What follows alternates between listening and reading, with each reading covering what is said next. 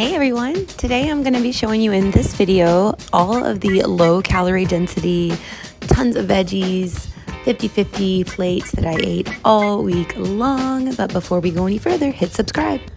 So I learned something yesterday. I was watching a video of Chef AJ's and she was talking about maybe how your 50-50 plate, if you're following the starch solution, how it may not be cutting it or you may not be having success with it. So I was interested. I watched the video and basically more or less the emphasis was on more veggies on the plate. And even though we're supposed to visually fill up our plate, half veggies, half starch, but like it comes down to the weight of the food also, which I don't have a food scale or anything, but so I'm like, well, let me visually just add even more veggies than I normally would. So kind of like 70-30 plate type thing.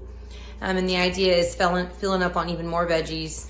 That way, the time you get to your starch, yeah, you want to eat your starch, of course, but you're getting so full on veggies. This is for the maximum weight loss. Not like you have to eat like this every day, but it's if you're trying to achieve a weight loss goal, then this is the route that you should go. And she also talked about instead of for breakfast, you know how a lot of us do like fruit and oatmeal for breakfast. Well, she's like, that is not half starch, half non-starchy veggie. That's fruit and oatmeal. So it's like, okay, I'm gonna eat veggies in the morning. I started that today.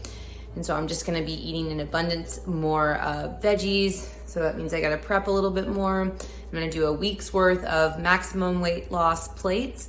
So you guys can see what my plates are gonna look like all week long. So I've got lots of veggies I just ordered, even more than normal. And I feel like I'm gonna probably run out with the amount that I'm gonna need to be eating. So yeah, tonight's dinner, I have tons of broccoli in the fridge that I've already made, and I've already got some sweet potatoes too, so I'll probably eat those. And I'll get some veggies ready for tomorrow, so batch cook for tomorrow. So I thought I would mix it up a little bit since I just always eat broccoli or cauliflower, which there's nothing wrong with eating the same veggies over and over. But I was like, let me get some cabbage. I'll make some cabbage soup. Now, I initially had requested the purple cabbage, but I guess they gave me this instead, I think. I don't remember. I know I really wanted the red, well, it's red cabbage, but I call it purple cabbage because it definitely is purple.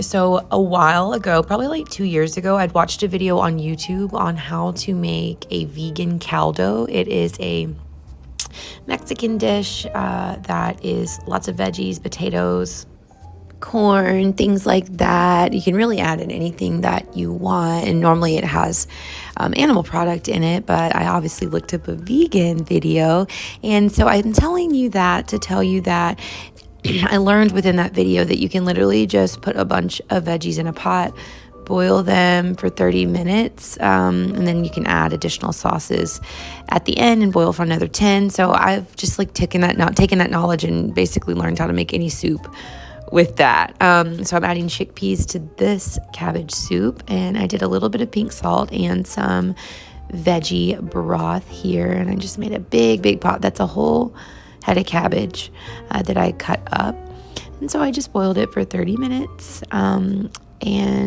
or brought it to a boil and then let it simmer for 30 minutes. And then I took it to work the next day, ate it in the morning because I'm doing beans and veggies in the morning. I had plenty of leftovers. This is a meal I had the night before. It was some lovely, tons and tons of fresh steamed broccoli, and that is almost one whole sweet potato. Not quite, but pretty much. And then this is me preparing food back on the day where I had the soup. That's what I had for dinner. I also had some sweet potatoes at work for lunch with some broccoli. And so here's me having some yummy cacao. I always love to drink this at night, in the morning, but sometimes I'll have an extra cup here and there, steaming some more broccoli, a big pot of it. I just don't ever get tired of broccoli. Are you with me? Like, what's your go-to veggie? Mine is broccoli. I can eat it all week long, which I obviously am doing, which you've seen me do in the past. It's my go-to veg. And when I steam it, after having it, freshly chopped up, the flavor is unlike any other to me. And so it's just my go-to. I have not got tired of it yet. And I've gotten some sweet potatoes. I did do these in the microwave. For regular sweet potatoes, I am so used to the way that they taste when you do them in the microwave that I'm actually preferring it over the oven, even though, I mean, it's good to use your oven. And like for Japanese sweet potatoes and those, I like to put those in the oven. But my regular sweet potatoes, I like those in the microwave. Does anybody else feel that way? I mean, just me? I don't know.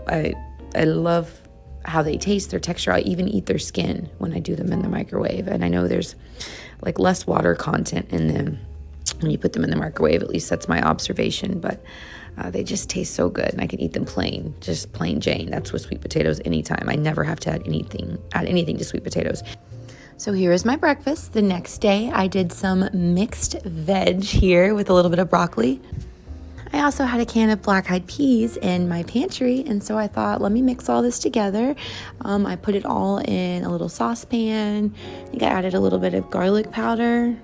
I don't know what else, I don't remember, but I just mixed it all together, let it simmer for a little bit, and that was my breakfast. Here is my lunch for that same day. Tons and tons of broccoli that I had steamed the night before, and I've got my sweet potato here, so you'll notice the overabundance in broccoli.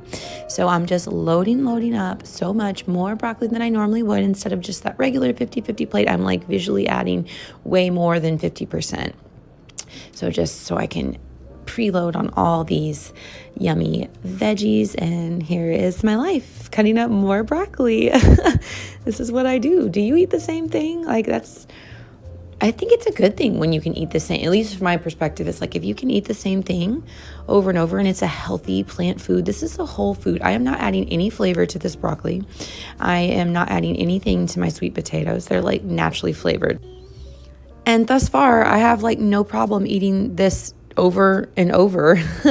Lunch, dinner, like, it's so good to me. I don't get tired of it. It's filling.